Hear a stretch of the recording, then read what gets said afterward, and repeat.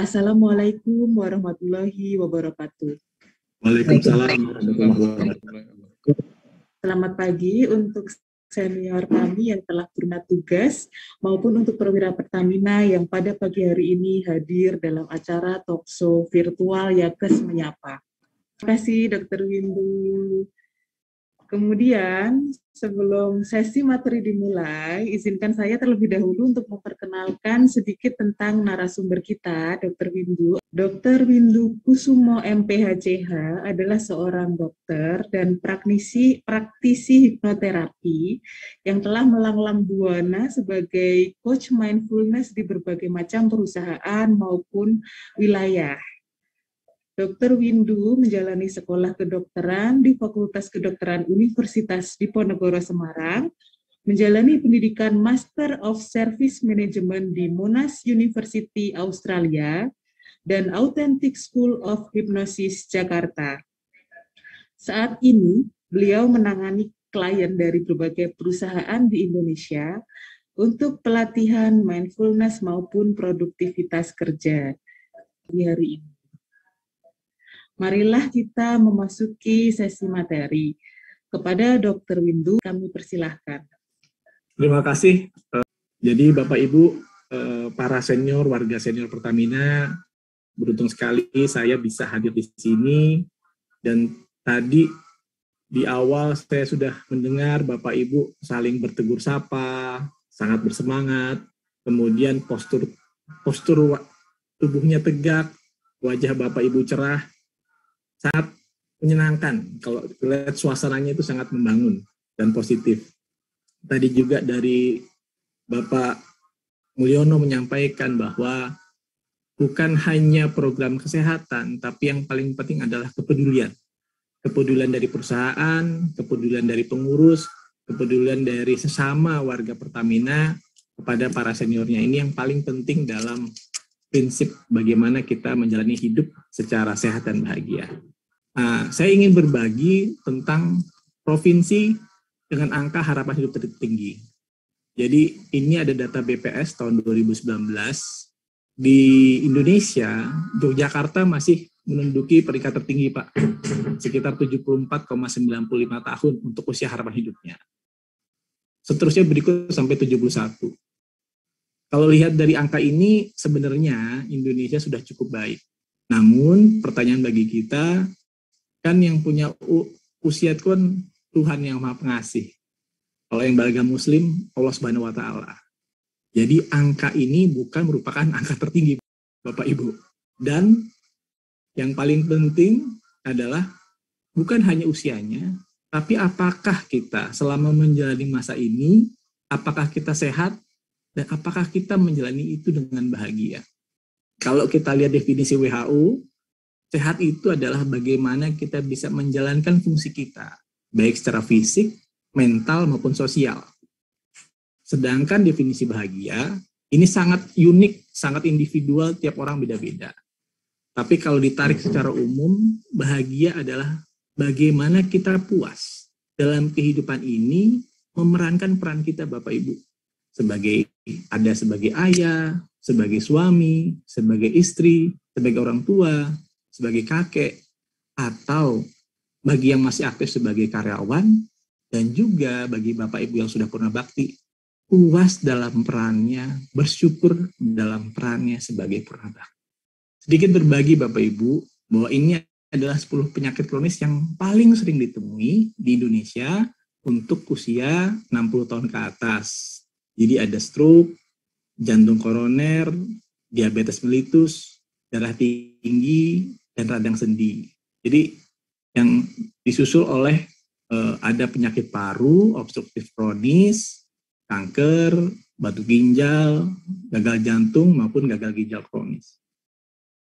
Sebenarnya penyakit-penyakit ini tidak hanya dimiliki oleh orang-orang atau warga senior yang usianya 60 tahun ke atas. Banyak loh yang masih muda, yang tidak menjaga kesehatannya, juga terkena penyakit kronis seperti ini. Bahkan 3 penyakit utama, yaitu stroke, jantung koroner, dan diabetes mellitus, merupakan penyakit katastrofi yang paling menyita sumber daya kita. Bagi yang sakit ini menyita kesehatan, waktu, hal-hal yang berharga dalam hidup kita, dan juga bagi pemerintah maupun perusahaan ini benar-benar menyita sumber daya yang ada. Jadi kalau kita lihat perlu kiranya kita menyikapi kondisi ini dengan lebih baik.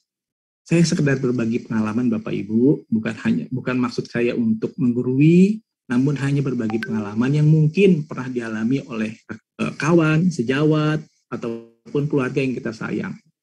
Jadi sekitar 45% dari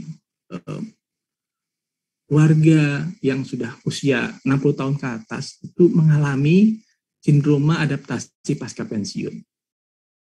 Kemudian dari data tersebut, ini yang melakukan penelitian itu dari UGM.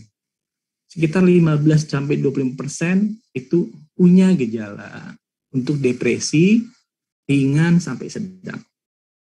Disertai dengan adanya penurunan kondisi fisik, adanya penurunan kondisi mental, yang ditandai dengan adanya gangguan emosi, gangguan tidur, gangguan cemas. Hal-hal ini menyebabkan produktivitas kita atau yang mengalami kondisi ini bisa menurun dan juga rentan penyakit kronis. Kalau itu dikemas seluruhnya, tingkat kesejahteraan, well-being terhadap kehidupan jadi menurun. Jadi hal-hal ini memang suatu data yang kurang menyenangkan, namun kita perlu sikapi dan kita perlu sadari dengan baik supaya kita bisa mempunyai cara untuk menanggulanginya. Nah, khusus untuk sindroma adaptasi pasca pensiun, itu adalah kumpulan dari gejala pasca pensiun berupa bentuk gangguan jiwa dan emosi yang bersifat negatif. Karena kebetulan pada kondisi saat ini, kehilangan jabatan, mungkin pendapatan, mungkin teman-teman bekerja, atau yang biasa aktif produktif, senang bekerja, passion dalam bekerja, orientasi bekerjanya juga karena purna bakti, jadinya menjadi tidak ada atau menurun jauh. Serta yang paling penting adalah aktualisasi diri. Perasaan berarti. Mungkin dari kita atau Bapak Ibu punya sejawat, teman-teman, kerabat yang pernah mengalami sindroma adaptasi pasca pensiun. Oke, berikutnya. Nah, ini adalah isu kesehatan mental yang kerap terabaikan. Banyak sekali atau sekitar 5% dari penduduk usia lebih dari 60 tahun mengalami demensia atau penurunan fungsi berpikir yang disertai juga mengingat, memori, merasakan. Demensia ini terjadi karena kita kadang pada saat mengalami kondisi purna bakti atau masa di mana kita tidak seaktif sebelumnya, itu yang tadinya otak kita aktif, yang tadinya kreatif, dituntut produktif, ini kurang dioptimalkan. Karena kita pikir kita pensiun, jadi kurang dioptimalkan. Yang biasanya membaca, yang biasanya melihat laporan, yang biasanya aktif, kita kurang aktif. Sehingga otak itu jadinya tidak aktif juga. Beberapa kasus menjadi demensia. Serta timbul beberapa kasus yang namanya gangguan perasaan. Bisa berupa gangguan cemas, bisa berupa gangguan emosi, dan beberapa kasus bisa terjadi gangguan tidur juga, Bapak Ibu. Oke, slide. Di depan, saya hanya mengungkapkan dulu beberapa kondisi yang perlu kita sikapi dengan baik. Terus, apa sih hubungannya stres negatif sama kondisi tubuh yang menurun? Kalau kita tidak bisa mengantisipasi stres negatif, nah makanya pikiran dan tubuh kita jadi tegang, Bapak Ibu. Bangun tidur kok pegal-pegal, kadang-kadang atau beberapa kali kita nggak tahu migrain yang kita nggak tahu kenapa. Kemudian dok, kalau keluhan kok perut saya sering mual ya dok, kok perut saya sering perih ya dok, gitu kan. Padahal saya makan teratur kok dok. Ada kondisi-kondisi gejala-gejala psikosomatis yang sudah ke dokter, sudah muter-muter ke spesialis jantung, ada yang ngerasa Dok, saya sakit jantung, padahal dokter jantungnya nggak bilang sakit jantung. Udah periksa EKG, periksa echo, nggak ada, normal semua. Saya pernah dapat pasien yang keluhannya pegel, sakit-sakit, di medical check up utuh, secara fisik nggak ada. Tapi ternyata stres negatif yang menyebabkan hal seperti itu. Itu terjadi karena hormon stres pada kita yang memiliki stres negatif itu meningkat. Sehingga energi fisik terkuras, energi jiwa terkuras, rasa nyeri meningkat. Jadi pada saat kita stres, hormon kortisol meningkat, yang tadinya tidak pegal jadi pegal, yang tadinya tidak pusing jadi pusing, yang jadinya tidak ngilu jadi ngilu ini Pak.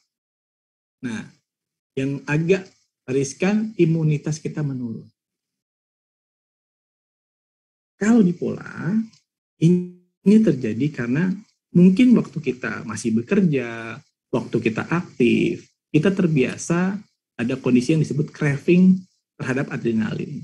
Kita biasa dikejar sama tenggat waktu, kita biasa dikejar sama target, kita biasa harus memenuhi kebutuhan hidup sebagai kepala keluarga atau orang yang bekerja. Nah, pada saat purna bakti, adrenalin ini turun. Target-target turun, kejaran-kejaran deadline itu jadi turun. Kalau kita tidak mencari pengganti hormon selain adrenalin, kita tiba-tiba merasa lemas. Jadi kita biasa bekerja, biasa kejar target, biasa dibantu deadline. Pada saat deadline itu nggak ada lagi, kita kehilangan hormon yang memacu kita untuk semangat. Jadi withdrawal effect namanya. Oke, lanjut. Oke, Bapak Ibu, yang serius-serius, yang negangin-negangin, saya stop sampai di situ. Tapi sebenarnya saya pada pagi ini ingin berbagi nih. Ini kemarin Dr. Widodo menyampaikan kepada saya, Dr. Bida juga, apa sih dok gitu ya, yang kita bisa sharing, yang kita bisa bagi kepada warga senior kita yang kita sayangi. Jadi saya izin berbagi pengalaman dari 5 daerah di dunia yang kebetulan penduduk usia 100 tahunnya itu lebih banyak dibanding negara lain di dunia. Sebenarnya mereka punya formula yang sangat sederhana, sangat praktis dan aplikatif. Tapi karena saking sederhananya, jadi terabaikan oleh kita semua. Setelah mendengar ini, Bapak Ibu yakin saya jadi merasa seperti remaja lagi. Akan bermanfaat sekali, tapi mohon kita bersama-sama bisa mencermati, karena ini sangat praktis, sangat mudah, asal kita bisa terapkan sehari-hari. Oke, lanjut. Nah, ini mulai yang enak-enak Bapak Ibu. Kita bisa tambah semangat. Kalau kita bisa sehat mental, serta umur panjang berkualitas, ada fakta-fakta yang menarik. Jadi ini juga studi yang berlaku sudah mencapai 30 tahun studinya ini. Jadi rasa optimis itu tentang hari tua ternyata memperpanjang usia hingga 12 tahun, antara 7,5 sampai 12 tahun. Kalau persentasenya itu 10 sampai 15% lifespan. Selanjutnya ada data yang menunjukkan bahwa seseorang yang berpandangan positif dan ceria itu lebih sedikit mengalami serangan jantung dan depresi. Jadi pandangan positif dan muka yang ceria disebut right outlook atau rosy outlook itu benar-benar nyata menurunkan insiden serangan jantung dan gangguan mental. Serta ini tadi yang saya senang sekali sama Bapak Ibu yang hadir saling menyapa, ikatan sosialnya sangat kuat, akrab, menyapa yang ada di Lampung, yang di Pringsewu, yang di Baturaden, yang di Palembang. Ini akrab sekali. Nah, ternyata ikatan sosial yang kuat, silaturahmi yang kuat yang kita miliki di Indonesia ini juga meningkatkan kemampuan kita untuk hidup lebih panjang dan berkualitas hingga 50%. Jadi yang dilakukan oleh Yakult Pertamina sudah sangat baik. Nah, tinggal bagaimana kita mengoptimalkannya. Oke, slide. Nah, saya izin memperkenalkan konsep penelitian yang namanya Blue Zone. Live better dan longer, secara berkualitas. Jadi ada penelitian Bapak Ibu, ini penelitian lebih dari 20 tahun, dilakukan oleh peneliti namanya Dan Bergner, bersama National Geographic. Jadi mereka meneliti 5 daerah di dunia yang penduduknya usianya lebih panjang. Banyak yang mencapai 100 tahun bahkan lebih. Mereka itu disebut centenarians atau orang-orang yang berusia 100 tahun.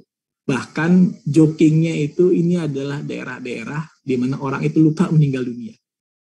Karena mereka bahagia, mereka hidup panjang, mereka sehat, mereka aktif. Di mana itu lokasinya? Yang pertama ada di Okinawa, Jepang. Yang kedua ada di Caria, Yunani. Kemudian di Sardinia, Italia. Selanjutnya ada di Nicoya, Peninsula Costa Rica. Dan ada di Loma Linda, Amerika.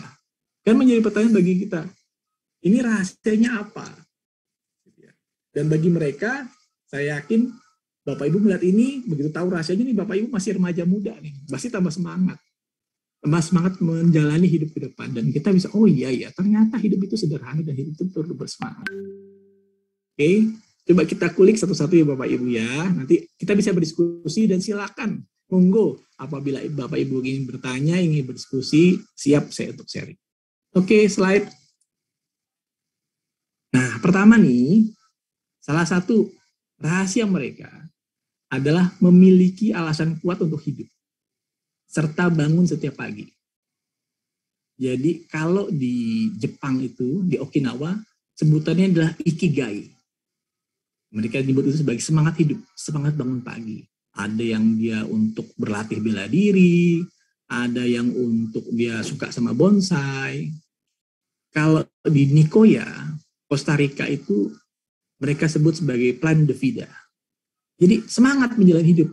Jadi kayak kita lihat ini nenek-nenek, dia senang masak, passionnya masak, dan dia senang. Jadi masak itu adalah bagian dari hidup dia, bukan hanya sekedar masak untuk mencari rezeki, tapi masak, berbagi pada orang lain, kemudian orang lain bahagia dengan apa yang dia makan, itu membuat hidupnya tuh jadi berarti dan semangat bangun pagi.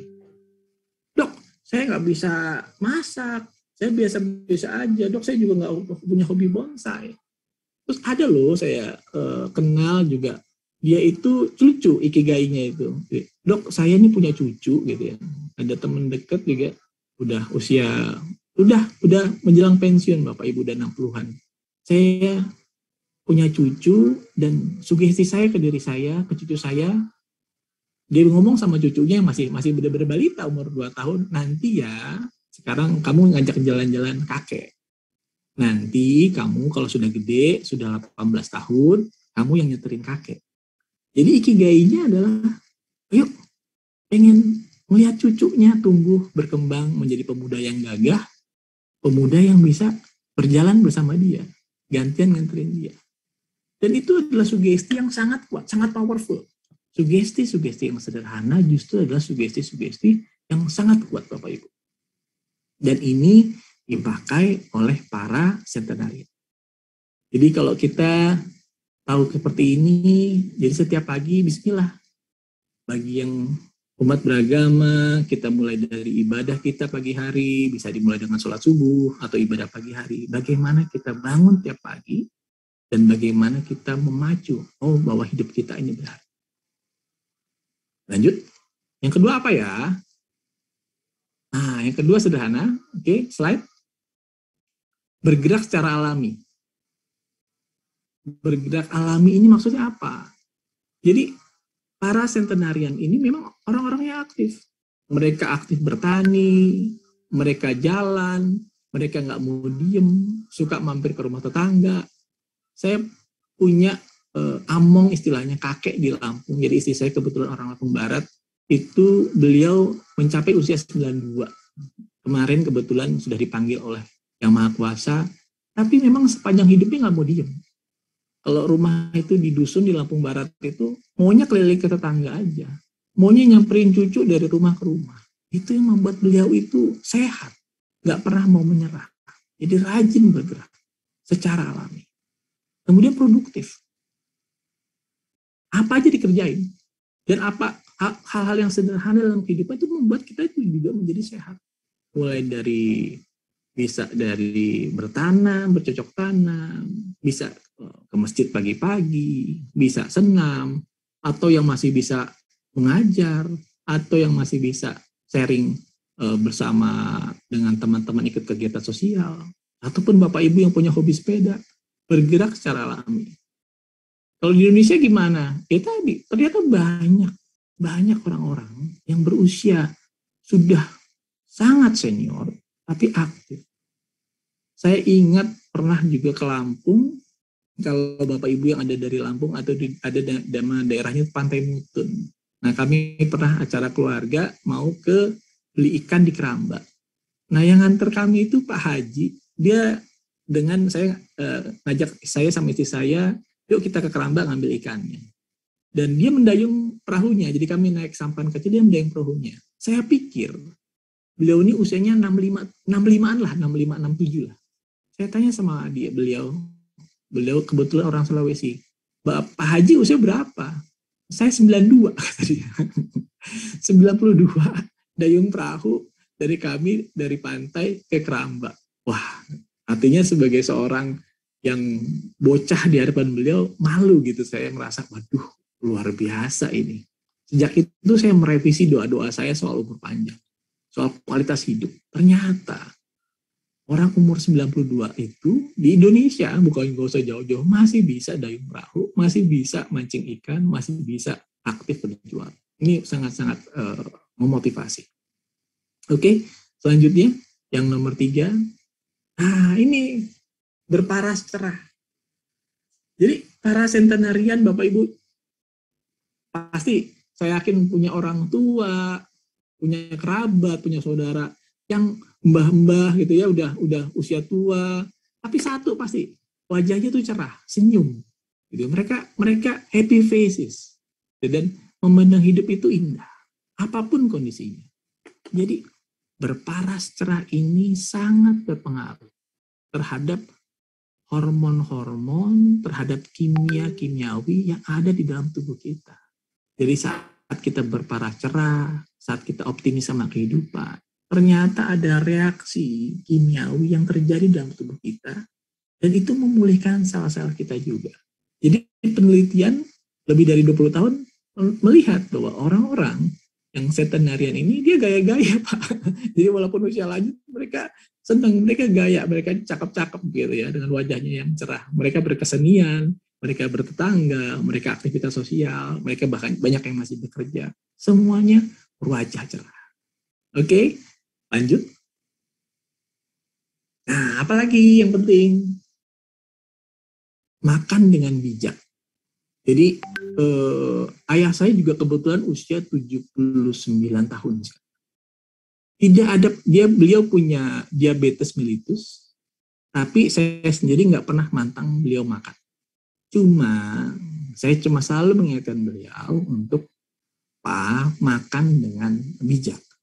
Makan dipilih-pilih, proporsional aja, nggak usah rebus-rebusan, nggak usah ayam nggak pakai garam, nggak begitu. Tapi cukup, ya tentu saja perlu banyak sayur dan buah, makan biji-bijian atau grain. Jadi memang biji-bijian itu bagus sekali. Kemudian cukup protein. Kenapa kita perlu cukup protein? Ya, cukup protein ini tujuannya adalah untuk memulihkan sel-sel tubuh kita, Bapak Ibu. Jadi saat kita lelah, sel-sel kita, tubuh kita kan secara umum, secara biologisnya memang perlu ada sebagian yang rusak, dan itu perlu diganti. Nah, sehingga protein yang bagus itu bisa mengganti sel-sel tubuh kita yang sudah rusak. Perlu juga kita mengurangi gula, garam, dan lemak. Karena jadi sensasi rasa enak kan beberapa orang ya kan, aduh enak kalau gurih, aduh enak kalau berlemak, ya rasanya mantap gitu ya. Nah, tapi sebenarnya gula, garam, dan lemak ini sulit dicerna oleh tubuh. Garam itu mengikat air. Jadi kalau misalnya buat Bapak Ibu yang kebetulan punya darah tinggi, kalau kita masih suka makan garam, gitu ya, suka yang gurih-gurih, nah sulit kita menurunkan darah tingginya. Sayang kalau kita bergantung hanya pada obat darah tinggi saja. Lebih baik kita mengurangi asupan garam sehingga darah tinggi kita bisa terkontrol minimal dengan obat yang lebih sedikit. Kemudian cukup minum air putih. Tadi saya lihat di chat ada pertanyaan, berapa liter dokter? Normalnya itu 2-3 liter per hari. Jadi, namun kita lihat dari kondisi yang khususnya. Kalau misalnya sehat, nggak ada gangguan ginjal, bisa 2-3 liter per hari. Namun kalau misalnya Bapak Ibu yang sudah ada gejala ginjal, ini perlu dibatasi asupan air putihnya. Tapi kalau yang normal nggak ada masalah Bapak Ibu, selama kencingnya juga bagus. Selama bisa ke belakang buang air kecil dengan bagus. Selanjutnya ini sederhana, makan kenyangnya 80% aja. Jadi diupayakan jangan sampai kenyang, sampai puas gitu. Kenapa? Biasanya kalau kenyang itu kita udah ngantuk. Seperti itu, makanya nggak apa-apa sih mental juga. Badan kita berat. Badan itu jadi berat ya, kalau kenyang. Nah, ini yang diperlukan bahwa ya, jadi sebenarnya makan itu kita menyerap energi, memulihkan tenaga. Jadi Bapak Ibu kerasa kalau makanannya bijak, enak gitu ya. Boleh enak di mulut boleh, tapi di badan juga enak. Habis makan rasanya tuh kayak di recharge Bapak Ibu. Jadi kalau Bapak Ibu pasti punya handphone semua lah. Kalau handphonenya dicas benar, tapi handphonenya powerful lagi. Sama kayak tubuh kita. Makan adalah cara kita mericas diri kita. Oke. Lanjutnya yang kelima. Nah ini yang kelima, yang terakhir sederhana. Memiliki hubungan sosial yang kuat. Ya. Memiliki hubungan sosial yang kuat ini, kalau di Okinawa, mereka punya geng, punya peer group, namanya Moai. Jadi ini kalau di Indonesia saya yakin banyak nih, bisa grup pengajian, grup arisan, grup yakes, grup sepeda. Mereka tuh punya teman yang sampai puluhan tahun. Dan teman itu adalah tempat untuk berbagi, bercerita, saling sharing. Kalau di keluarga, hubungan antara ibu dengan anak, ayah dengan anak, dengan cucu sangat baik. Silaturahmi. Karena yang bikin kita jadi lelah karena ada perasaan terisolasi, perasaan sendirian. Itu membuat perasaan menjadi kurang berarti. Nah, ini penting bagi kita maupun kita yang kebetulan masih ada ibu, ada ayah, menjaga hubungan sosial yang baik dan kuat ini. Jadi Bapak Ibu tadi 5 ya, sebenarnya cuma 5 aja. Apa yang menjadikan orang-orang bisa berusia sampai dengan 100 tahun dengan kualitas hidup yang sangat tinggi dibandingkan negara lain di dunia. Dan kita bisa mencontoh itu. Oke, selanjutnya slide. Ini cara yang sederhana.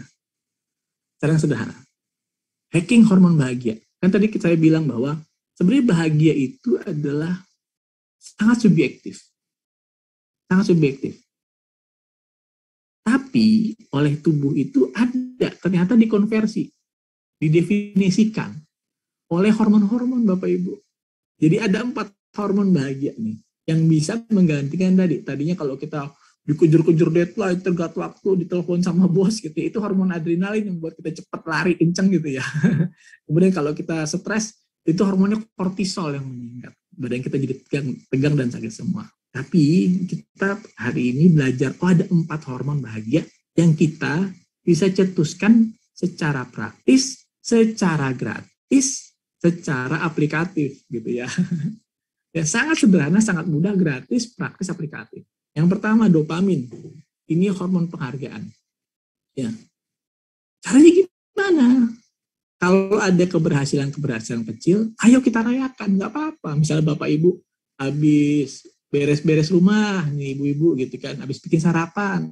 Nah, Bapak Ibu hobinya ngeteh chamomile gitu kan. Itu kan tehnya Ratu Elizabeth yang kabarnya bisa membuat dia panjang umur, beliau panjang umur. Nah, ya kan? Boleh. Wah, aku mau ngeteh chamomile rasanya kalau udah beres-beres rumah seger, ngeteh tuh enak. Itu hormon dopamin kita tinggi gitu kan. Kemudian menyelesaikan tugas-tugas harian. Sederhana, ada yang udah gitu kan, berbagi tugas, ngantar cucu deh. Misalnya Pak ayah ibunya sibuk, sini nih, kakek yang ngantar cucu atau nenek yang ngantar cucu.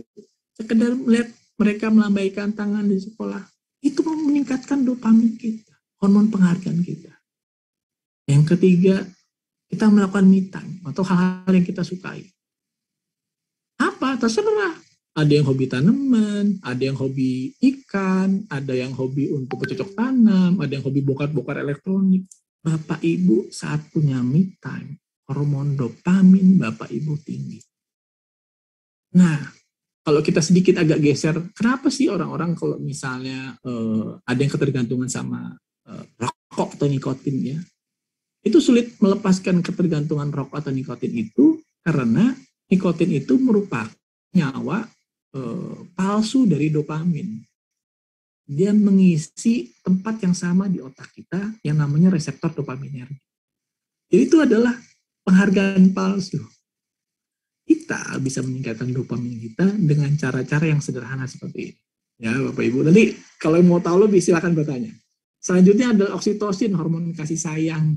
Ini sederhana nih Bapak Ibu. Sehari-hari bisa dilakukan. Bagaimana kalau Bapak Ibu, kalau kita masih ada pasangan, ingat nggak kapan terakhir kali Bapak Ibu nonton sama istri atau sama suami sambil pegangan tangan di pojokan? Gitu ya. Jangan cuma pas masih muda aja atau Dokter Widodo aja yang kalau nonton itu pegangan tangan. Enggak, Bapak Ibu yang, atau saya nih kalau nonton mau pegangan tangan gitu, enggak, Bapak Ibu juga berhak pegangan tangan. Tapi jujur gitu, jujur. Atau mungkin sayanya yang kuper gitu ya. Tapi jarang saya di Indonesia di mall gitu ya, lihat warga atau senior itu pegangan tangan sama pasangannya. Mungkin udah sering kali ya, saya nggak ngerti. Tapi saya sangat terenyuh begitu waktu melihat dosen mata saya lagi nonton sama pacar saya, mereka tuh nonton gitu, mereka udah lebih dari 60 tahun, dia pacaran, pegangan tangan, mesra sekali. Nah itu ternyata meningkatkan hormon oksitosin. Gitu ya. Itu hormon bahagia. Ya. Nah, kemudian bisa bermain sama cucu, ngobrol sama orang yang kita senang, sayang, itu meningkatkan hormon oksitosin. Dan saling memberi pujian. Jadi kalau misalnya sama istri disiapin teh anget, dimasakin sarapan, nah bilang makasih sayang, makasih ma, alhamdulillah, gitu kan, puji Tuhan. Itu buat kitanya itu meningkatkan dopamin karena kita menghargai. Buat pasangan kita dia meningkatkan oksitosin karena diberi tanda sayang. Dan ini saling melengkapi. Sangat sederhana. Dan itu bisa bersifat otomatis. Oke, nah ini 2 hormon. Apa 2 hormon selanjutnya? Oke, slide. Nah, yang pertama adalah serotonin. Serotonin adalah hormon penstabil mood. Jadi kalau perasaan kita terganggu, kurang nyaman, beberapa kasus ada gangguan cemas, Dok saya kok cemas gitu. Kalau kasus-kasus yang saya terima, saya cemas tapi nggak tahu sebabnya. Saya udah dapat semuanya, alhamdulillah, udah nyaman, pensiun ada, tabungan ada, anak-anak bagus semua, gitu. Nggak ada yang saya khawatirkan lagi. Tapi kok perasaan saya masih campur aduk. Nah, berarti hormon serotonin kita kurang, Bapak Ibu. Terus gimana caranya? Sederhana sekali. Jadi saat kita beribadah, kita berupaya untuk beribadah secara khusyuk.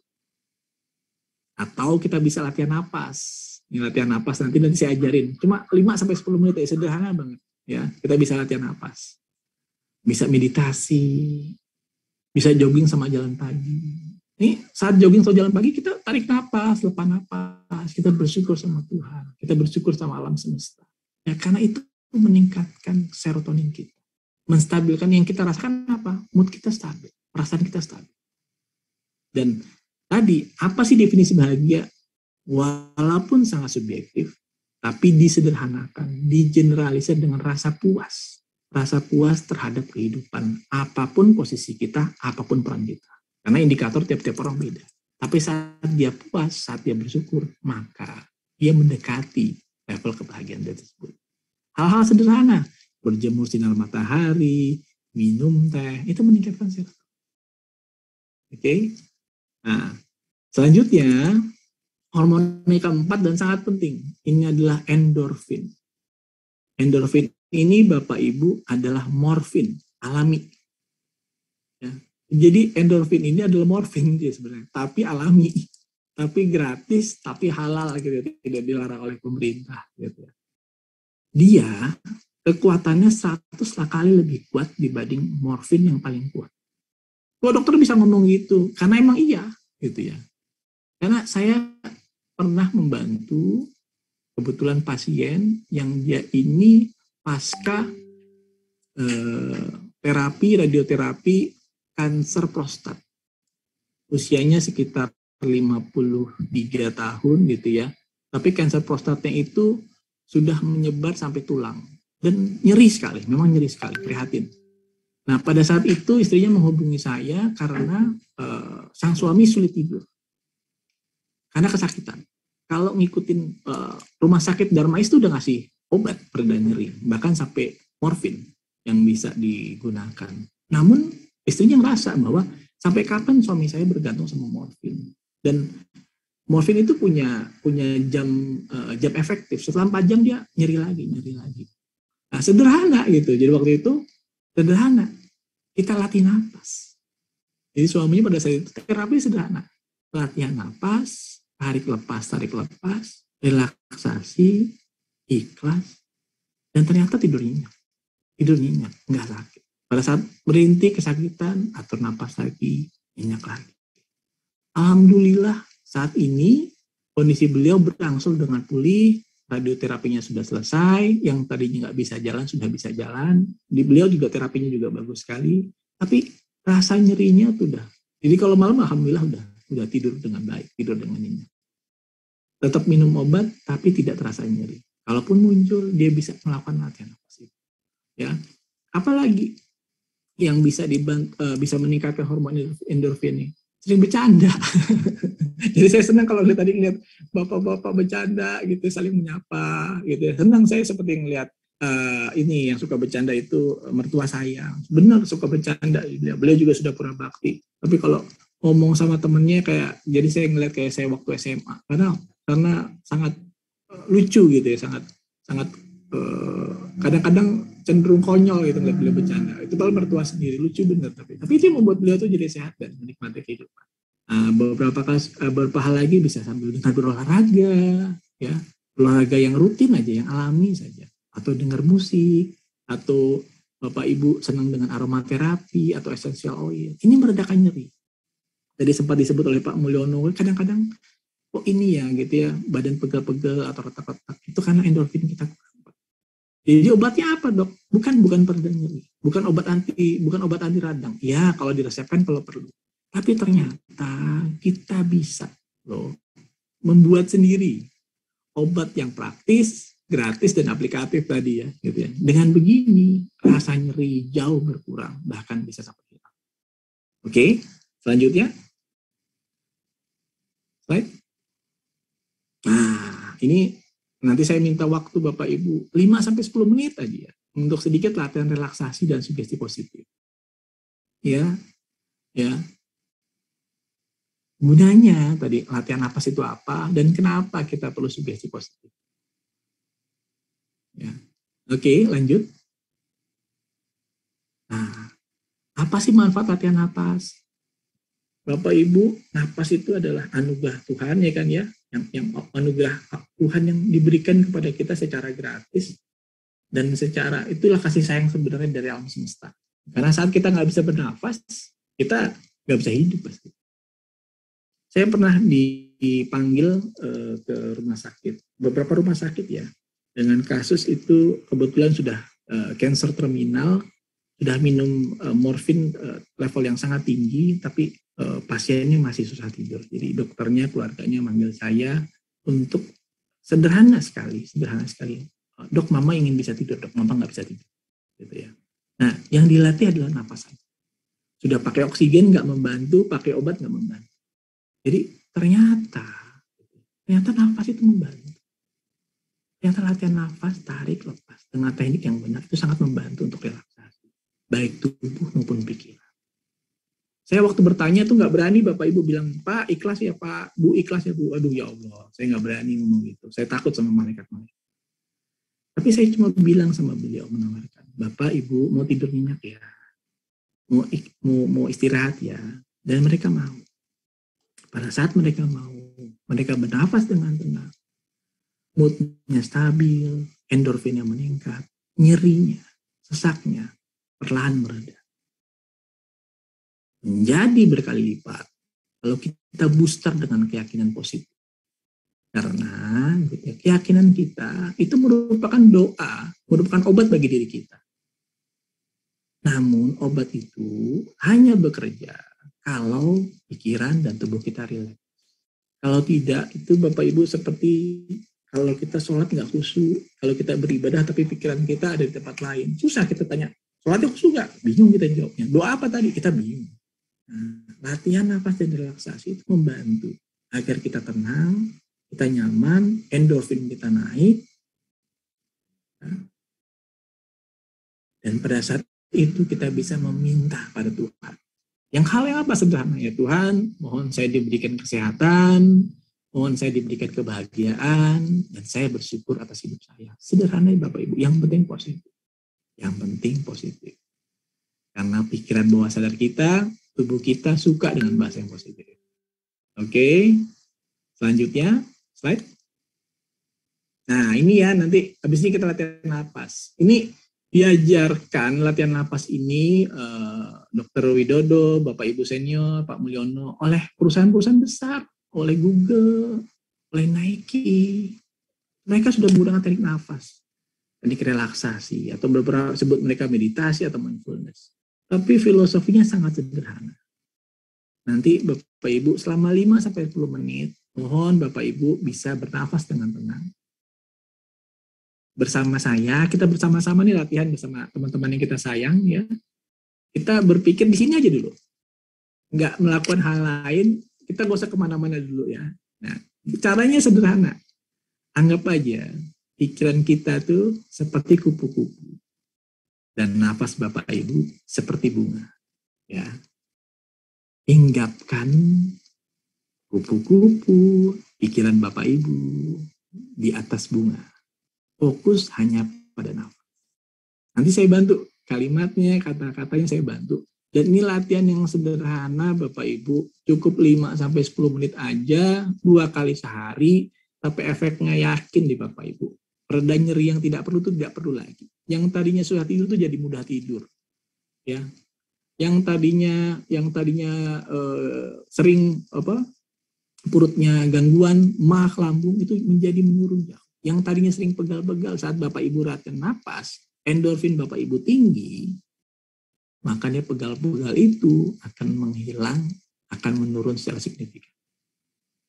Gitu, ya. Oke, slide. Oke, cukup ya. Kita tutup dulu PowerPoint-nya. Ya, terima kasih.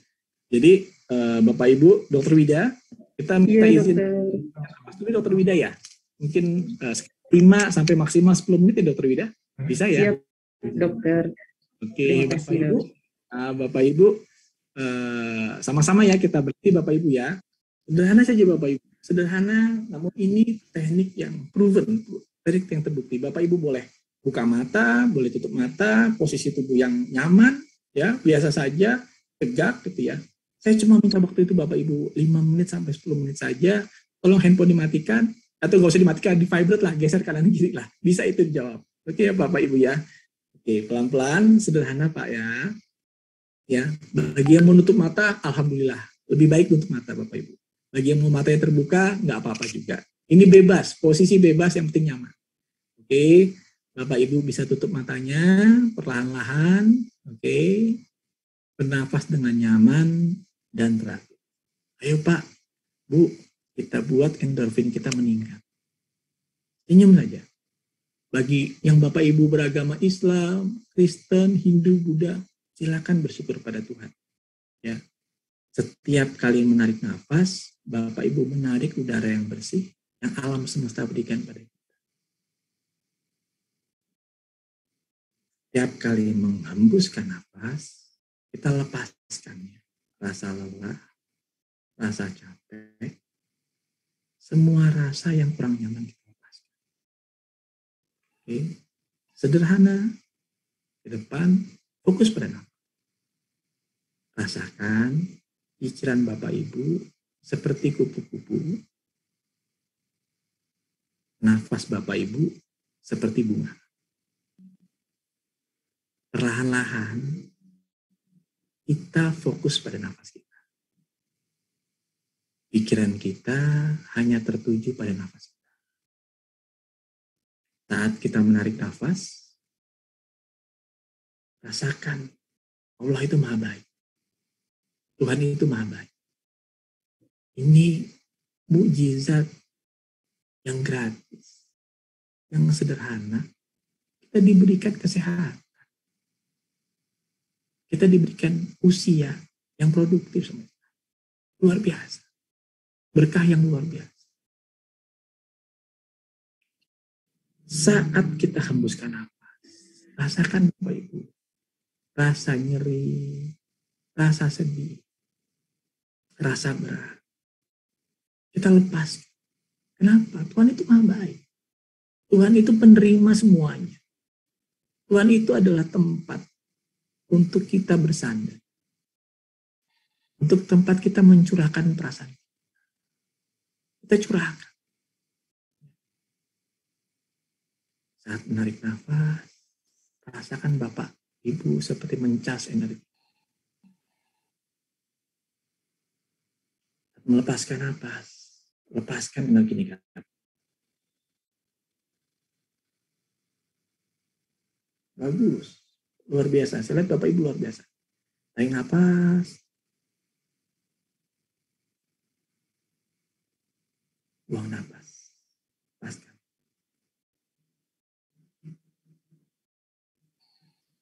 Bagus, luar biasa sekarang. Yuk, taruh sugesti sekarang. Kita taruh sugesti. Sugesti apa pagi ini mau kita tanam? Saat Bapak Ibu sudah bernafas nyaman, sudah rileks, kita taruh sugesti. Sugesti sederhana banget. Ya Tuhan yang penguasa Allah. Saya sugestikan diri saya. Sehat, bahagia. Saya bersyukur atas hari ini. Ya. Ayo Bapak Ibu, ayo kita capai usia 100 tahun tapi sehat. Ayo kita lihat anak kita, cucu kita. Ya, mereka menikah, mereka jadi sarjana, mereka jadi orang yang berguna. Ayo. Bernapas. Lepaskan. Ya Tuhan, ya Allah, izinkan saya untuk sehat dan baik. Bagus. Dikit lagi Bapak Ibu, ya 30 detik lagi. Saya minta Bapak Ibu fokus pertama. Tarik nafas. Lepaskan. Good. 2 kali lagi Bapak Ibu bersama saya. Kita nggak usah kemana-mana dulu. Tarik nafas. Lepaskan.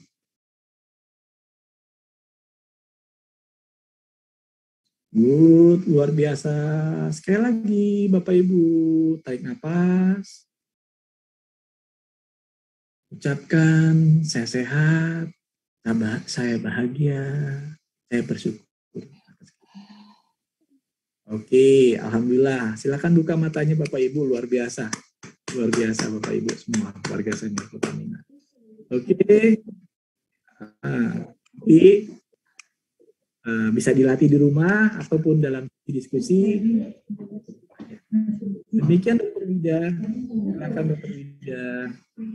Terima kasih banyak Dr. Windu atas materinya maupun untuk latihan relaksasinya. Insya Allah dapat menjadi oleh-oleh yang sangat berharga untuk rekan-rekan senior Pertamina maupun perwira Pertamina dan segenap panitia yang hadir pada acara pagi hari ini. Tibalah kita pada saat-saat yang ditunggu-tunggu ya dokter, yaitu sesi tanya jawab. Sebelumnya dapat saya sampaikan juga kepada peserta bahwa pada kesempatan kali ini kami telah menyediakan 3 buah door prize untuk 3 orang penanya terbaik yang akan dipilih secara pribadi oleh Dr. Windu.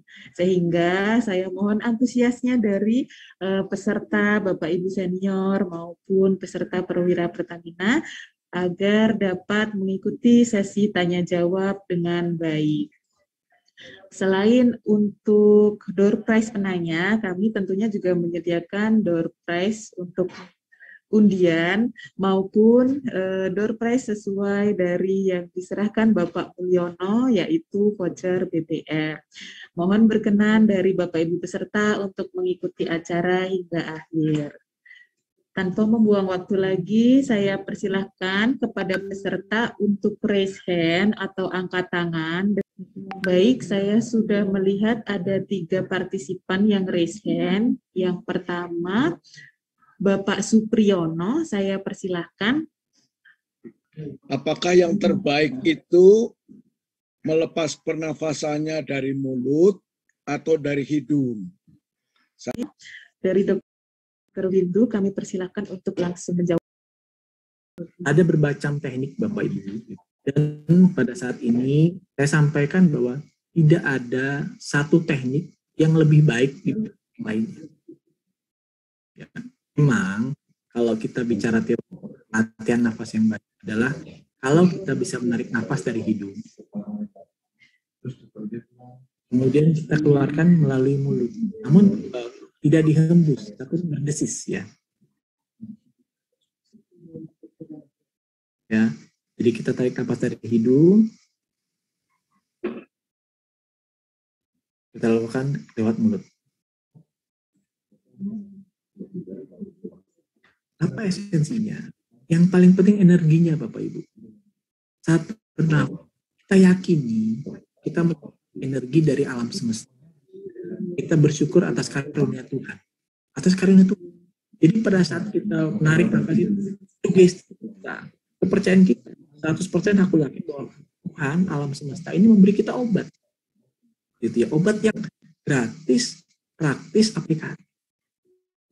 Kita melepaskan secara sederhana, kita lepaskan melalui berdesis. Kalau Bapak Ibu yang pernah menjalani atau pernah latihan bela diri atau latihan diskusi, jadi latihan nafas melalui mulut berdesis itu ibarat mengeluarkan energi dari pusat tubuh kita.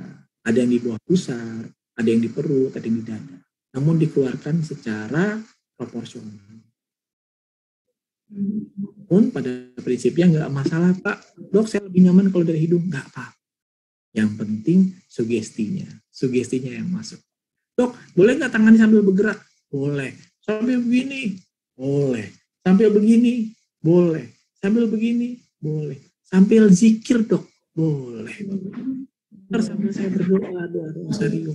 Boleh. Yang penting esensi keyakinan. Itu membuat nafas kita meningkatkan hormon-hormon bahagia kita.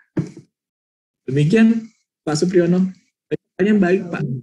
Itu pertanyaan yang paling basic. Demikian. Makasih Pak. Baik, terima kasih Dr. Windu dan Bapak Supriyono. Jadi untuk metode pernafasan membuang nafas bebas ya Pak Supri ya, boleh menggunakan mana yang Bapak Supri nyaman dan mana yang kira-kira sugestinya paling merasuk untuk Pak Supri.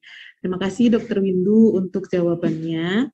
Kemudian selanjutnya masih ada banyak penanya yang mengantri. Untuk pertama saya serahkan waktu kepada Pak Narsar Edi dari Jakarta. Silakan Pak. Tadi Pak Dokter bilang minum sebaiknya 2-3 liter sehari air putih. Sementara selama ini yang saya tahu 1,5 liter sehari. Dan yang kedua, ada yang bilang kalau habis makan jangan minum air teh, karena menyebabkan penyerapan zat besinya berkurang. Mohon penjelasannya Pak, apakah itu benar, apa kurang tepat gitu Pak? Terima kasih. Terima kasih Pak Nasar Edi. Jadi sebenarnya tubuh kita itu membutuhkan air sekitar 2-3 cc per kilogram berat badan per jam Pak. Jadi kalau Bapak lihat, kalau misalnya di rumah sakit, orang nggak bisa makan atau susah minum, dia diberi cairan infus.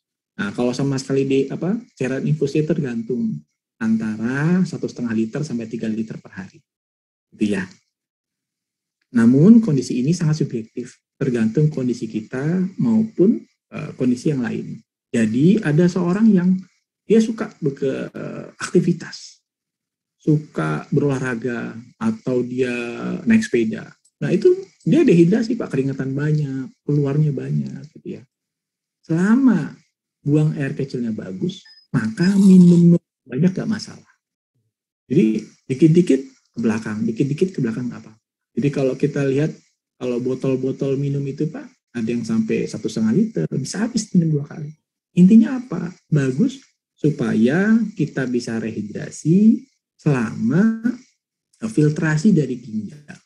Pengeluaran melalui air kencing itu bisa dengan baik. Nah, kalau misalnya kira-kira dok, saya kayaknya 1,5 liter cukup ya dok. Lama itu sudah mencapai 2 cc sampai 3 cc per kilogram berat badan per jam, nggak apa-apa. Yang penting kita rasa-rasa Pak. Kalau misalnya kita habis aktivitas di luar, habis jalan pagi gitu ya, keringetan, berarti minum kita lebih banyak. Jadi nggak harus, aduh, saya cukup 1,5 liter aja deh, gitu kan, nggak usah lebih. Nah, padahal habis itu kita habis beraktivitas jauh, akhirnya kita dehidrasi, gitu Pak. Oke, ya Pak. Yang kedua Pak? Yang kedua, tadi maaf Pak, bisa diulang Pak yang kedua? Ada yang mengatakan kalau habis makan jangan minum teh. Iya. Gimana Pak? Ya, baik Bapak. Benar Pak, jadi bukan benar gimana ya, artinya saya sendiri memegang prinsip lebih bebas lebih baik Pak. Gitu ya. Lebih bebas lebih baik. Jangan sampai, tentu saja yang menyampaikan itu punya dasar masing-masing, punya aturan masing-masing.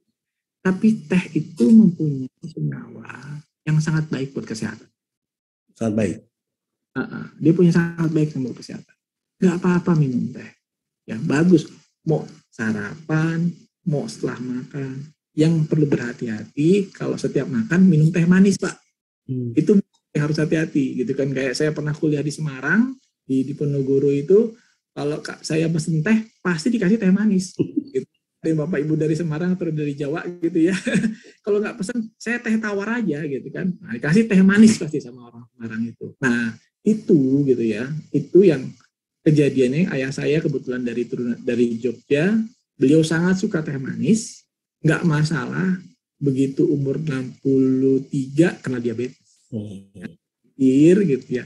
Teh itu nggak apa-apa, tapi tehnya sih nggak apa-apa. Yang bahayanya teh dicampur manis itu Pak, kalau kelebihan. Demikian Pak. Oke, terima kasih dokter. Ya Pak, pertanyaan bagus Pak, mendasar tapi Terima kasih Pak. Terima kasih banyak Bapak Narsar atas pertanyaannya. Terima kasih Dr. Windu untuk jawabannya. Kemudian izin saya berpindah ke pertanyaan yang ada di chat box terlebih dahulu, yaitu pertanyaan dari Bapak Fauzi Baron Pringsewu yang dikirim pada chat box terkait depresi, bagaimana mengendalikan perasaan yang pengennya bekerja terus, formal atau non-formal, untuk mempertahankan penghasilan seperti sebelum pensiunan agar tidak substandar. Biasanya kan pensiunan itu income-nya sangat menyusut. Terima kasih dari Pak Baron. Mohon perkenannya dari Dr. Windu untuk menyampaikan jawaban. Ya, terima kasih Pak Baron. Saya setuju Pak, dan sangat mengapresiasi semangat Bapak bahwa walaupun masuk usia pensiun, semangat bekerja tetap tinggi. Berarti ini adalah suatu semangat, ya, suatu semangat yang perlu kita hargai dan perlu dimiliki oleh semuanya. Memang kita untuk tadi kan sehat dan bahagia. Sehat itu kita bisa menjalankan fungsi kita, baik fisik, mental maupun sosial. Nah, bahagianya itu adalah kita puas dengan peran kita. Dalam satu studi Pak, gitu ya, yang pasti manusia itu kan pasti meninggal dunia Pak, pasti ya. Yang kedua, tapi nggak pasti manusia itu mencapai usia lebih dari 60. Itu tidak pasti. Jadi yang lahir lebih duluan belum tentu dipanggil duluan. Ya. 9 dari 10 manusia, studinya gitu ya, tidak mengharapkan menjadi tua. Kenapa? Karena persepsi kita saat kita pasca pensiun menjadi tua itu terbatas. Persepsi kita, tua kita mungkin 60 sudah tua. Padahal di belahan lain di dunia 100 tahun itu dia nganggap dirinya masih muda. Jadi 60 tahun disebut remaja. Terkait dengan keinginan buat bekerja, ini adalah sesuatu yang sangat baik. Tinggal bagaimana kita menata hati dengan kemampuan kita, berarti kita bekerjanya lebih, artinya kita memilih bidangnya, Pak, yang lebih ke arah mendahulukan pengalaman, pengetahuan gitu ya, kebijaksanaan dibanding kita menggunakan fisik gitu ya. Jadi saya yakin Bapak Ibu di Pertamina sudah punya pengalaman, sudah punya kebijaksanaan gitu ya. Bapak bisa memilih beberapa profesi atau mengaplikasikan diri gitu ya pada bidang-bidang yang berguna di masyarakat. Terkait dengan penghasilan, memang berarti gurunya beda nih. Berarti Bapak Ibu perlu belajar bagaimana berinvestasi secara sehat, secara baik, secara proporsional. Tentu saja kita nanti melihat gitu ya, apakah dengan kondisi kita yang sekarang kita bisa menyampaikan pengeluaran yang sama kayak kita aktif. Tapi selama kita produktif, selama kita bersyukur, insya Allah itu bisa tercapai. Demikian mungkin jawaban dari saya, Dr. Wida. Baik, terima kasih Dr. Windu untuk jawabannya. Bapak Ibu bisa tetap aktif untuk kegiatan-kegiatan yang bermanfaat untuk sesama. Insya Allah dengan seperti itu dapat lebih bahagia untuk masa purna tugasnya. Begitu ya dokter ya. Mudah-mudahan jawaban sudah cukup untuk Bapak Fauzi Baron dari chatbox. Kemudian untuk selanjutnya saya beralih lagi ke penanya yang melakukan raise hand, yaitu Bapak Subarjo dari Surakarta. Silakan Bapak Subarjo. Terima kasih Dr. Wida. Selamat siang Dr. Windu. Pak Subarjo. Ya, ini Dok, tadi saya memperhatikan mengenai endorfin. Di antaranya adalah usahanya adalah essential oil. Di sini saya belum tahu maksudnya Dok mengenai essential oil dan bagaimana caranya melakukan hal tersebut. Terima kasih Dr. Windu. Terima kasih Pak Subarjo. Jadi efek kerja endorfin ini dia tercetus pada saat tubuh kita merasa nyaman, Pak. Intinya itu, merasa nyaman. Jadi semua hal, semua aktivitas yang bisa membuat diri kita merasa nyaman, itu sederhananya dia mencetuskan endorfin. Bisa, tadi salah satunya essential oil. Nah, essential oil ini kan macam-macam, Bapak. Ya, ada yang aromanya baik, ada yang bisa digunakan pada pijatan, gitu ya, memberikan rasa hangat, memberikan rasa lembut, memberikan rasa tenang. Intinya memberikan rasa nyaman. Jadi Pak Subarjo sama istri gitu ya, nah bisa saling nih, gitu kan, saling memijat gitu ya, saling menyapa gitu ya, saling membelai, menggunakan essential oil. Jadi kita menggunakan kinestetik kita menggunakan aromaterapinya. Kalau dicari yang Bapak suka, yang Ibu juga suka, ya. Intinya pada saat Bapak merasa nyaman, suasana di rumah, di kamar, atau di tempat Bapak berada merasa nyaman, disitulah endorfin Bapak jadi meningkat. Bukan hanya essential oil saja, tapi hal-hal lain. Bapak senang dengan musik yang slow, Bapak senang misalnya ada beberapa yang dengan suara Al-Quran, ada yang senang, aku senang nih Dok kalau ngeliat hijau-hijauan. Itu para kita nyaman, endorfin kita jadi bekerja. Rasa sakit kita menurun. Begitu Pak Subarjo. Ya, terima kasih Dok. Sama-sama Pak.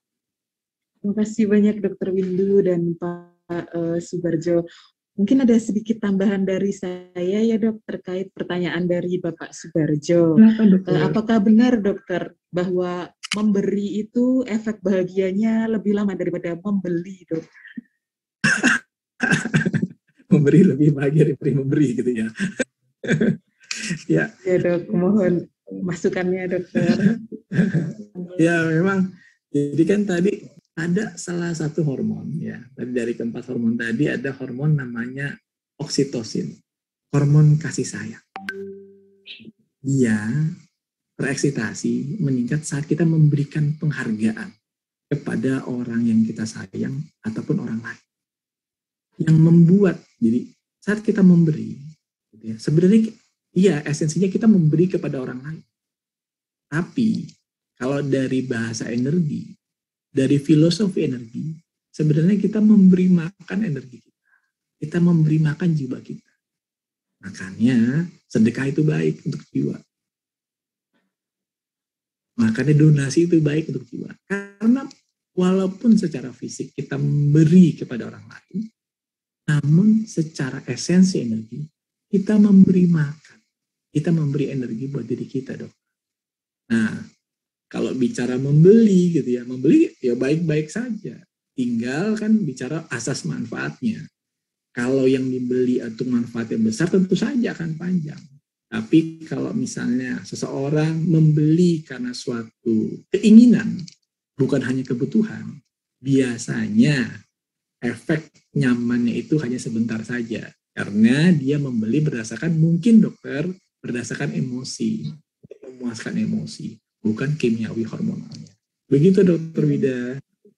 Baik, terima kasih Dr. Windu untuk jawaban atas pertanyaan tambahan saya, Dok. Mudah-mudahan dengan ini kita semua dapat lebih rajin lagi untuk memberi, baik memberi dalam bentuk kasih sayang atau apabila sedang ada materi yang kita punya lebih daripada orang lain yang lebih membutuhkan, kita bisa sharing. Begitu ya Dr. Windu, terima kasih untuk masukannya.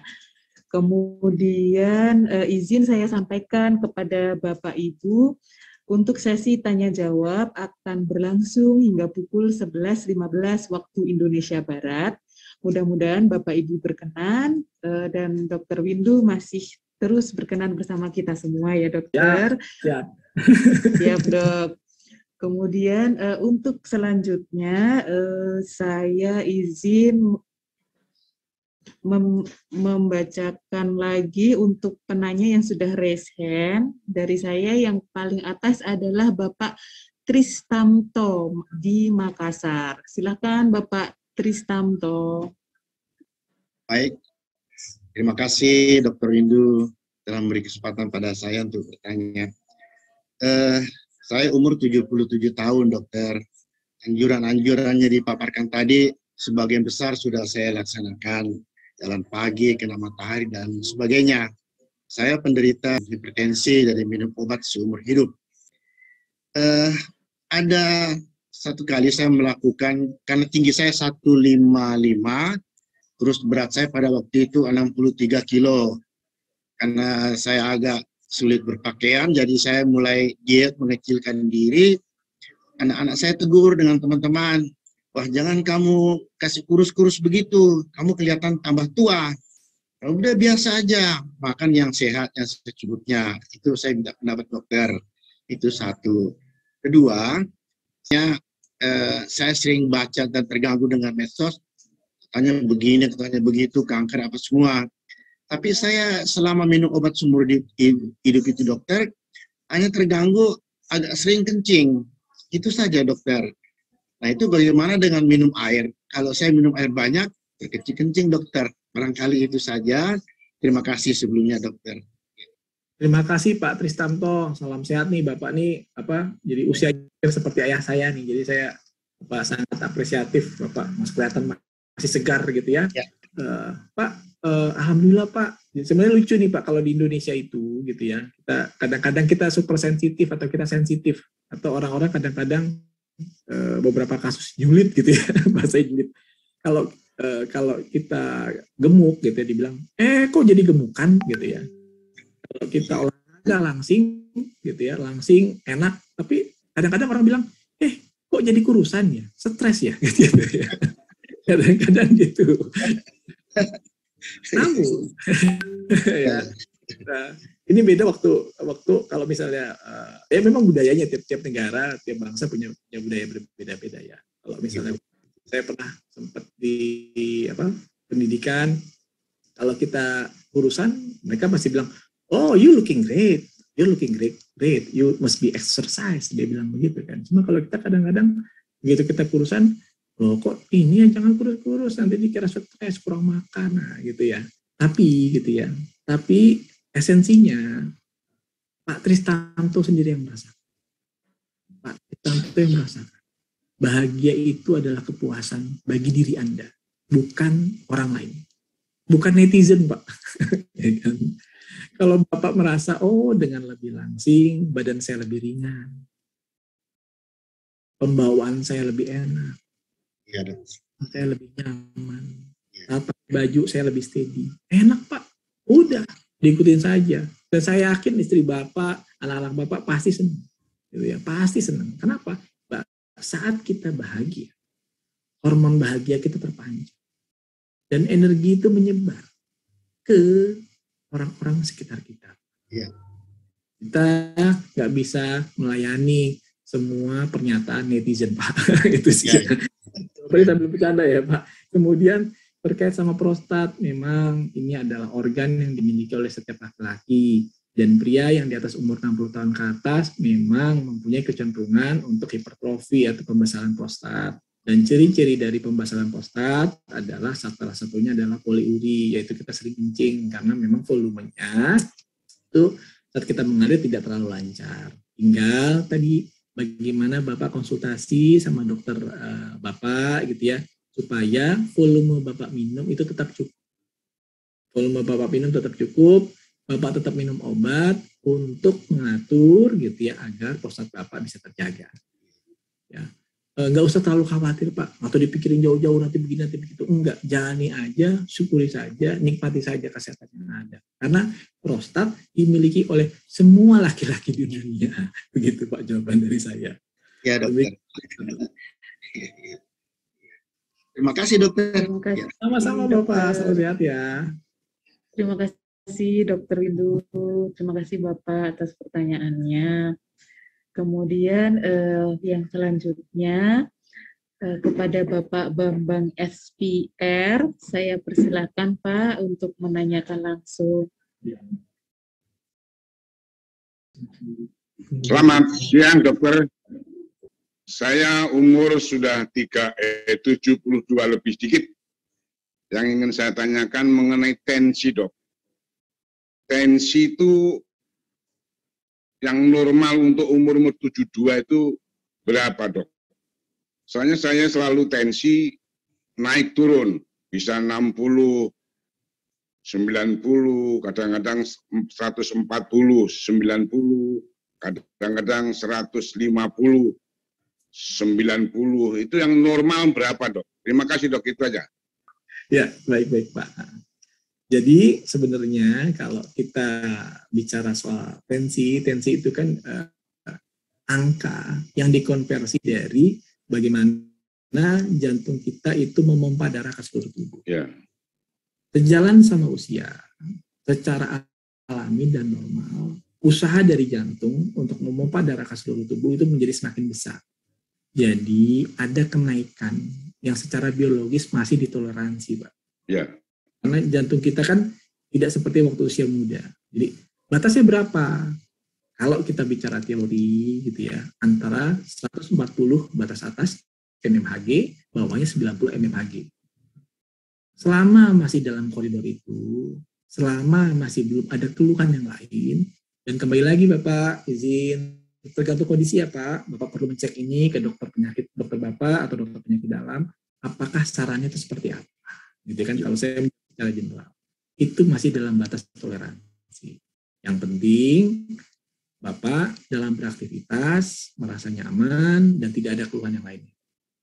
Tapi apabila tekanan darah itu sudah lebih tinggi dari 140/90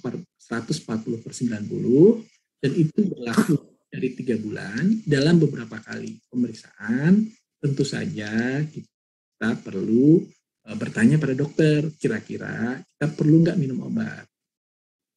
Esensi minum obat seumur hidup kan menjadi stigma di masyarakat. Aduh, jadi ketergantungan obat nih. Yeah. Aduh, saya nggak nyaman nih. Namun, gitu ya, itu lebih baik dibanding kita cemas. Tiap hari kita tensi.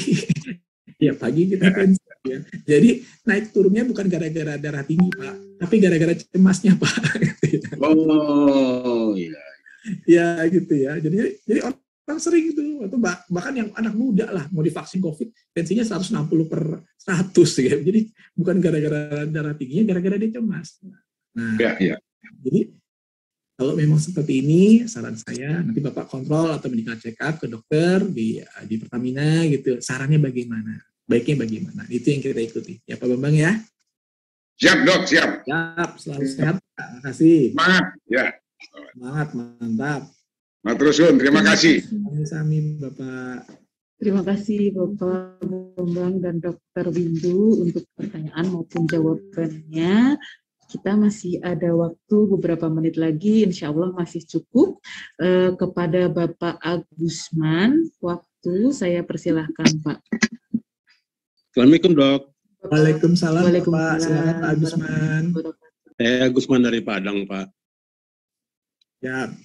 Ya. Gini Pak, saya mau nanya Pak. Kebetulan saya hobi saya goes, sepedaan. Terus saya terus membawa air putih dan sampai di warung banyak kita minum teh manis panas dok. Kata teman-teman itu menurut dia nggak boleh karena ginjal kita sedang bekerja gitu lah. Apa betul itu dok? Itu aja dok. Ya, Bapak minum teh manis panasnya itu berapa ini Pak? Berapa banyak? Satu gelas. Jadi kan kita kan rute sepedaan 20 kilo kita berhenti, terus minum air putih. Sampai di warung nanti kita minum air panas, teh manis panas. Menurut teman-teman itu nggak boleh gitu, atau mempersusah kerja ginjal berat gitu. Apa betul itu dok? Ya, baik. Nah, setiap pernyataan tuh memang perlu kita lihat secara utuh Pak, secara utuh. Jadi memang pada saat kita melakukan aktivitas apalagi sampai 20 km, tentu saja Bapak kehilangan dua hal. Yang pertama adalah cairan, yang kedua adalah gula, gitu ya. Karena memang pasti untuk mengayuh itu Bapak memerlukan energi, dan energi itu paling cepat itu diganti oleh gula yang namanya disebut glikogen ya kalau kita pakai gula otot itu. Nah, jadi sensasinya gitu ya lebih mudah untuk memulihkan energi secara instan kalau minum air gula. Itu kan sensasinya ya. Nah, terlepas bagus atau tidak, apakah dia mengganggu ginjal atau tidak, ini perlu dicek Pak. Jadi pada saat Bapak melakukan medical check up, Bapak tanyakan kepada dokternya bagaimana fungsi ginjal Bapak. Itu nanti ditandai dengan hasil laboratorium, urium, dan kreatinin, dan beberapa indikator ginjal yang lainnya. Seandainya gitu ya, tanda-tanda atau ginjal Bapak masih optimal, sebenarnya tidak masalah. Asalkan Bapak tadi minum teh manisnya wajar-wajar aja. 20 kilo setiap 5 kilo berarti di warung minum teh manis ya, itu bahaya Pak.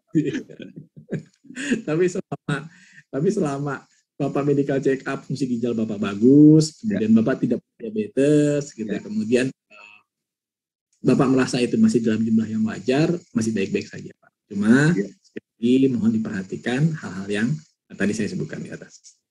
Ya, terima kasih dok. Itu aja dok. Sama-sama Bapak. Ya, Assalamualaikum. Terima kasih Bapak. Terima kasih Dokter. Waalaikumsalam. Terkait materi dari Dr. Windu Kusumo kepada Bapak Bambang Subeki, saya persilahkan. Baik, terima kasih. Assalamualaikum warahmatullahi wabarakatuh. Waalaikumsalam warahmatullahi wabarakatuh. Bapak Dr. Kusumo. Saya sekarang tarik nafas itu saya menjalani usia SMU, kira-kira 16-17 tahun sudah mulai.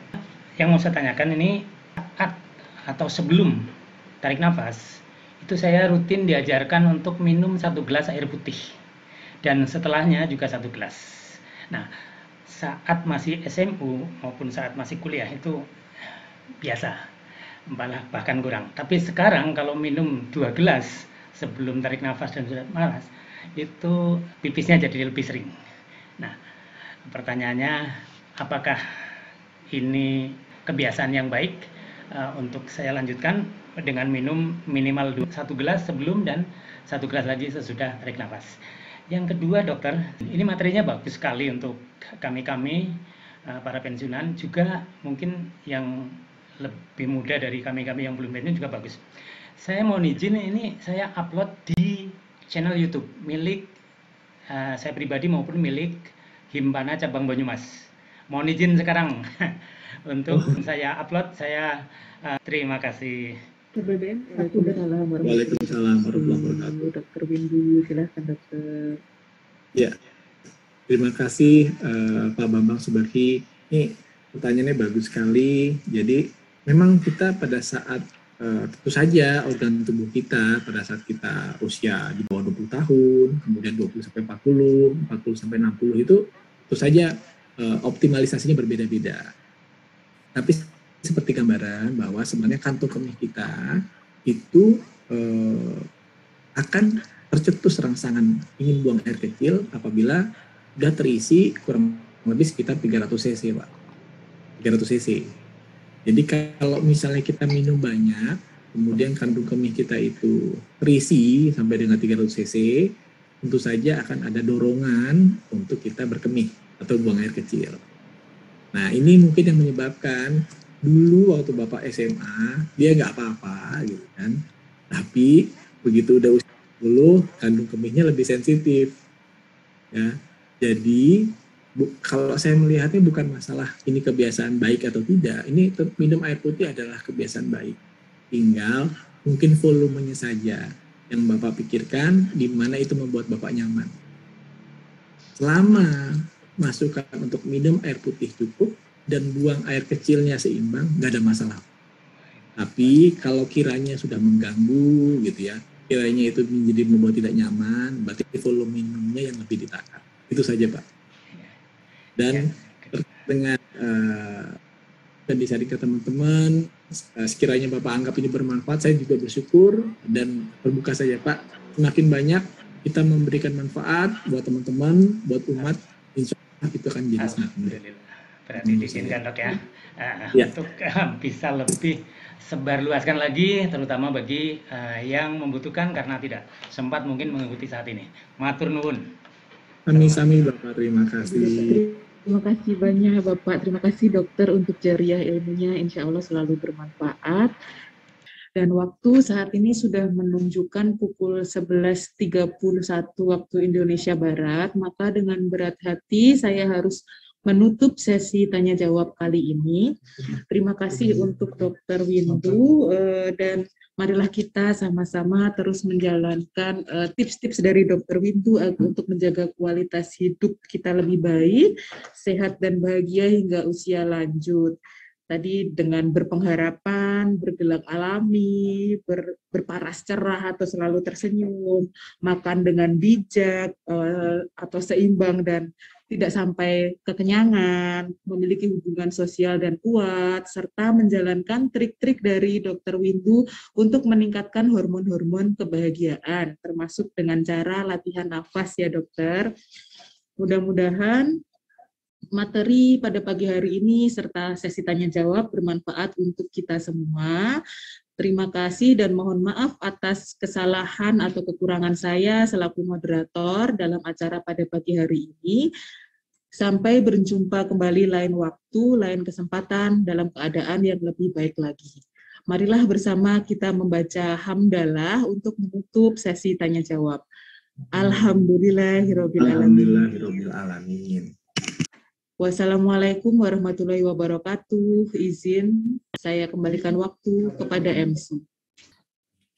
Bapak Ibu yang sudah bergabung pada kesempatan hari ini, tiba saatnya kita di door prize atau pembagian hadiah yang sudah kita undi di belakang layar. Dalam hal ini, door prize akan kita berikan kepada beberapa pemenang, pastinya banyak Bapak Ibu. Ada door prize dari Bapak Bol tadi yang 12 orang untuk voucher BBM 500.000, serta ada voucher untuk bagi yang beruntung sebanyak 8 nama dan untuk penanya terbaik.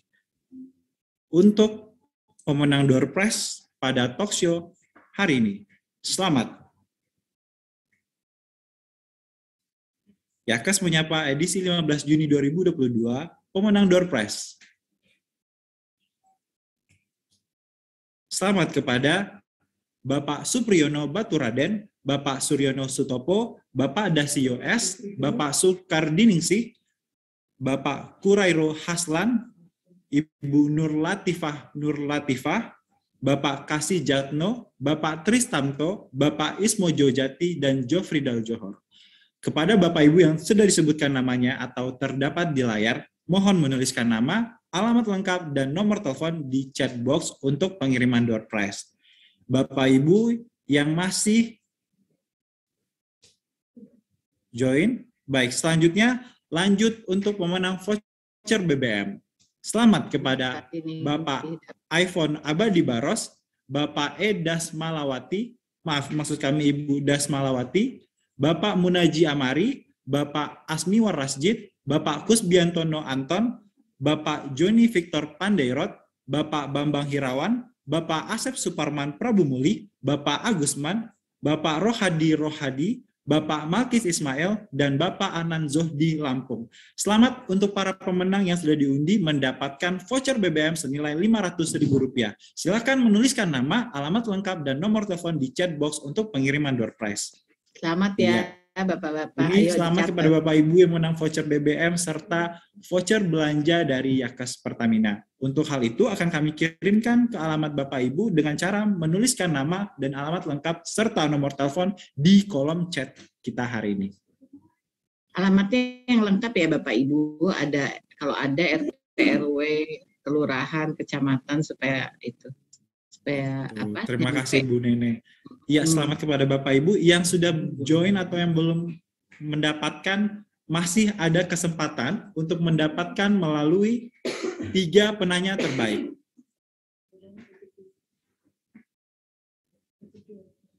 Iya. Dan untuk Ningsih selamat ya, dapat 3 penanya terbaik.